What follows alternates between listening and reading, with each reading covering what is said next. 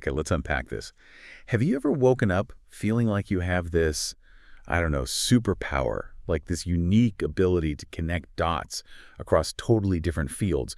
Maybe you're a coder who paints or a scientist who writes poetry, or maybe an entrepreneur with this deep knowledge of ancient history. But then maybe by the end of the day, you feel less like a multi-talented genius and more like, well, like a puzzle just scattered all over the floor. Yeah, that's a feeling I think many people might recognize, actually. And it's precisely what we're diving into today. Our deep dive looks at this really fascinating and deeply relatable concept, the broken polymath. Broken polymath. Okay. We're talking about individuals who have, demonstrable competence, real skills across multiple areas, but they experience this significant disruption in their ability to integrate those skills, to make them functionally coherent and productive. Right. It's about understanding when that amazing breath, which is a true gift, right? Yeah. When it becomes a source of just profound struggle. And crucially, what that means for you listening in. So our mission today seems pretty clear then. We want to shed light on what this brokenness actually means, how it shows up in daily life, the underlying reasons it happens, and maybe most importantly, what concrete steps someone can take for repair, for reintegration, and, ultimately for thriving. Exactly. Think of this as your essential guide, maybe, to understanding a pretty complex human experience is probably far more common than you might realize. So let's start with the foundational question. We hear the term polymath, someone with, vast, diverse knowledge. But what makes a polymath broken? How's this different from just, say, having a lot of hobbies or being generally curious? Yeah, that's a really critical distinction. So at its heart, a broken polymath is still a polymath. They haven't lost their skills or their diverse knowledge base. Right. What's compromised is their integrative capacity, their ability to sort of weave those different threads together into a coherent whole. And their functional coherence, which just means, how those skills struggle to work together effectively out in the real world. Imagine having this incredible toolkit, right? But the workbench itself is shattered, or maybe the instructions are missing. Something like that. That's a good analogy. The research we've looked at, it breaks this down into 4 key dimensions.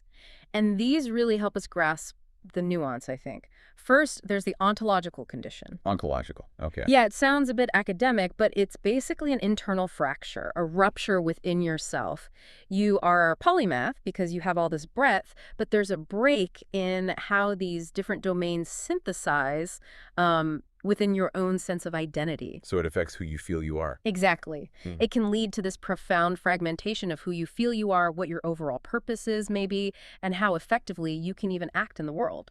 You have all these parts, but they don't quite feel like a coherent you. Wow. So it's not just that the skills aren't connecting, but you aren't connecting with yourself across those skills. That sounds like a deep internal struggle. It really is. And that leads directly to the second dimension, the phenomenological expression. This is the lived experience, right? What it actually feels like day to day. Yeah. It's often marked by this deep sense of exhaustion, persistent disconnection, or maybe even alienation. You might find it incredibly difficult to sustain projects all the way to completion, feeling like your diverse insights, they just never quite translate into, recognized contributions.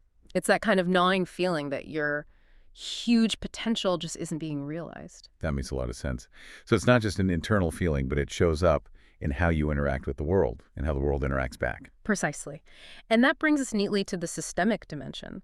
This highlights the external influences, the stuff outside of you. I mean, we live in a world that often prizes hyper-specialization, don't we? Think about our education systems, our job markets, even how companies are often structured. Yeah. These can be driven by a kind of credential bias that just struggles to value or sometimes even understand polymathic breadth. This external pressure can really worsen your sense of being marginalized or underutilized. It makes it harder to find a place where your unique gifts are actually appreciated. So society isn't really built for you sometimes. It feels like you're trying to fit a square peg in a round hole constantly. And then what's the ultimate outcome of all this? Well, that's the functional consequence. This is the practical impact. It's that ongoing struggle to bridge your inner multiplicity, your rich, multi-talented self with outer recognition and opportunities. Okay. The result is often a reduced capacity to integrate knowledge effectively, a diminished sense of well-being, definitely, and an impaired ability to participate meaningfully in whatever professional or creative ecosystems you're part of. So you've got the engine, but something's wrong with the transmission. That's a great way to put it. You have the horsepower, but the car just isn't moving efficiently. And that can lead to burnout and this feeling of underachievement, not because you lack talent, let's be clear, but because your kind of operating system is fragmented. That breakdown into dimensions really gives us a solid framework to understand this complex thing. But, this isn't just theory, right? It's a deeply personal experience. Mm.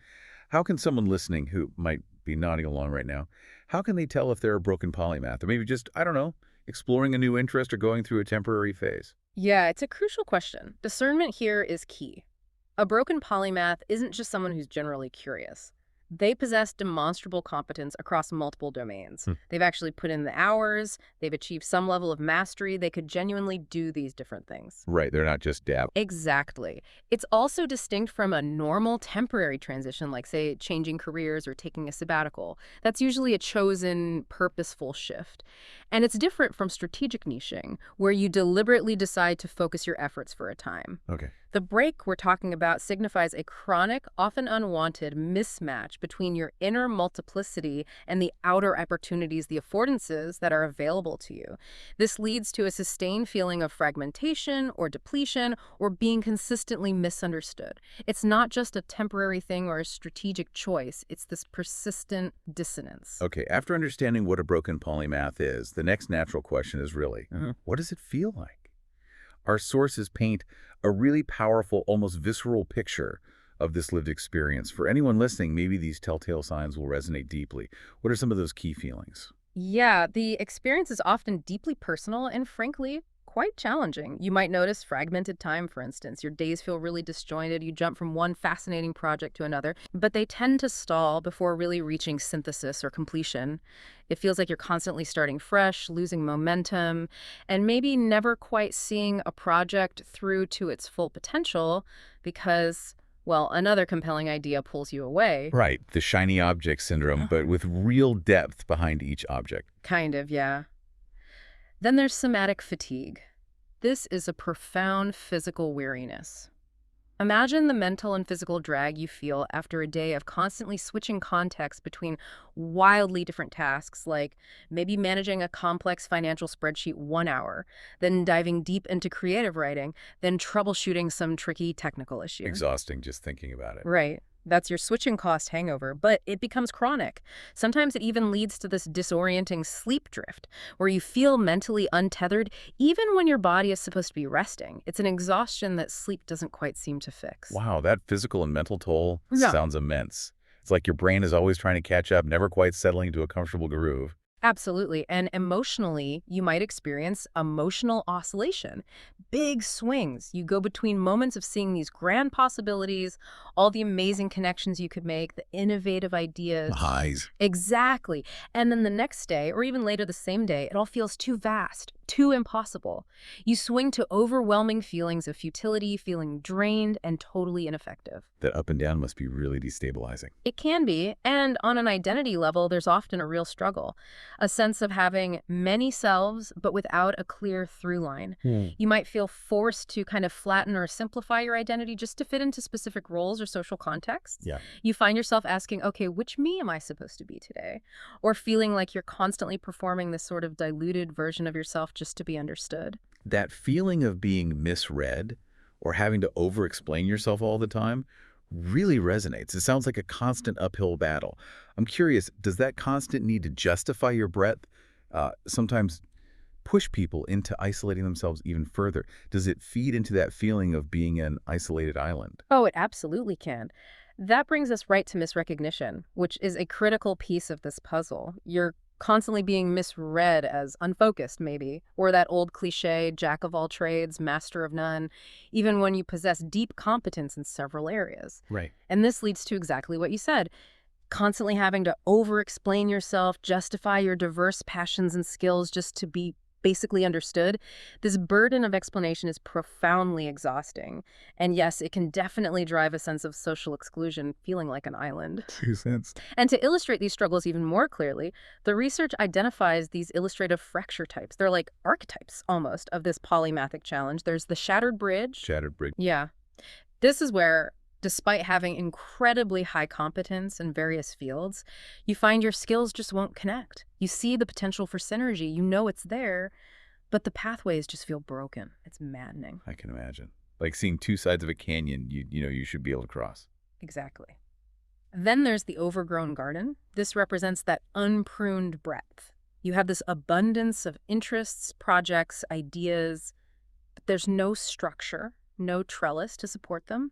It's maybe beautiful in its way, but it's chaotic and nothing ever reaches its full harvest because everything is competing for light and resources. You feel like you're always tending, but never quite cultivating. I can vividly picture that. Yeah. Brilliant ideas everywhere, but no framework to actually bring them to fruition. And the isolated island you mentioned seems to connect directly back to that misrecognition we just talked about. It does, very directly. The isolated island describes experiencing that profound social exclusion and a pervasive lack of understanding from others.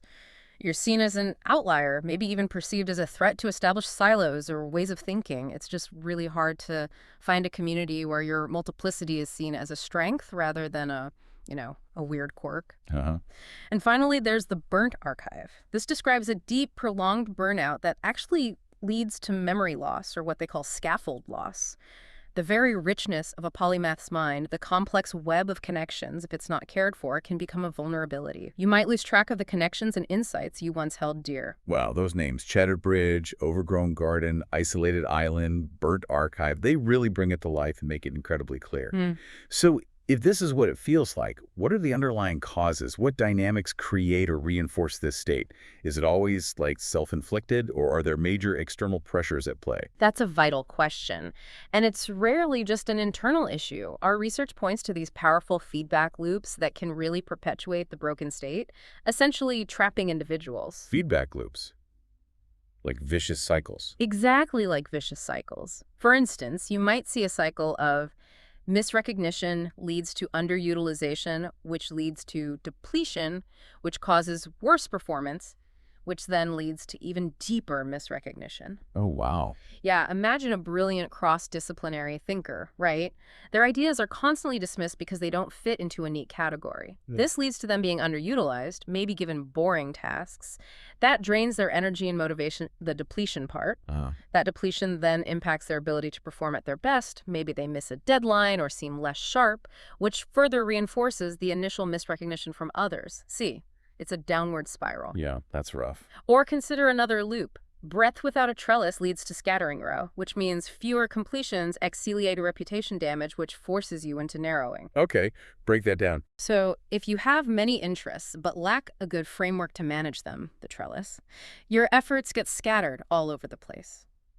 This naturally leads to fewer completed projects. Right. That can damage your professional reputation. People might start seeing you as unfocused or unreliable, even if you're brilliant. This external judgment then forces you, or you feel forced, into a narrower role just to survive professionally, which then suffocates your polymathic nature. You can see how these systemic issues can really wear someone down, often against their true desires. So it's definitely not just an internal struggle. These external forces and these insidious cycles play a huge role. What are some of the common risk factors then? Things that make someone more susceptible to falling into this brokenness. Absolutely. Key risk factors are often environmental or situational. Things like siloed organizations and credential bias are huge. If the structures around you just don't value or maybe don't even recognize cross-disciplinary skills, you're kind of set up for struggle from the start. Makes sense. Economic precarity, just worrying about money all the time, and also caregiver load, having heavy responsibilities for others. These create immense stress, and they drain the mental bandwidth you absolutely need for complex integration. If you're constantly worried about making ends meet or caring for dependents, finding the space for deep synthesis becomes almost impossible. Yeah, basic needs have to come first. Exactly. Chronic context switching, too. Constantly jumping between very different tasks without any dedicated time to synthesize, that's a major factor leading straight back to that somatic fatigue we discussed. Right, the switching cost hangover again. Precisely. And maybe somewhat paradoxically, even things like platform metrics in our digital age can contribute. You know, platforms often reward hot takes and surface-level engagement over deep integrated thought. This implicitly devalues the kind of nuanced, cross-pollinated insights that a polymath often brings. That's a really powerful list of challenges, things many people face today. But okay, if there are risk factors, are there also protective factors? Things that can maybe prevent or mitigate this state, or even help foster polymathic thriving? Yes, thankfully, there are. Our sources identify some crucial protective factors. These often involve finding supportive environments or making deliberate personal choices. One key factor is having patient patrons. Patrons, like in the Renaissance. Ah, well, maybe not quite like the Medici, but individuals or institutions who genuinely understand and support diverse pursuits. They offer time, space, and resources without demanding immediate, narrowly defined outcomes. They get the long game. Okay, that makes sense. What else? Then there are integrator roles. These are positions where your actual job is to connect disparate fields, to translate across disciplines, rather than just specializing in one. Think about roles in innovation labs or foresight analysis, certain types of strategic consulting, perhaps. Where bridging gaps is the point. Exactly. Dedicated slack time for reflection and connection is also crucial. It's that mental breathing room where those diverse ideas can actually bump into each other and organically intertwine. So building in time to not be productive in a way. In a conventional sense, yes. Maintaining personal archives is another big one. Things like journals, digital gardens that'll cast in systems, ways to hold all your diverse threads together, preventing that loss of knowledge or connection, especially during fragmented periods. Like an external hard drive for your polymath brain. Kind of. And peer polymath circles are invaluable.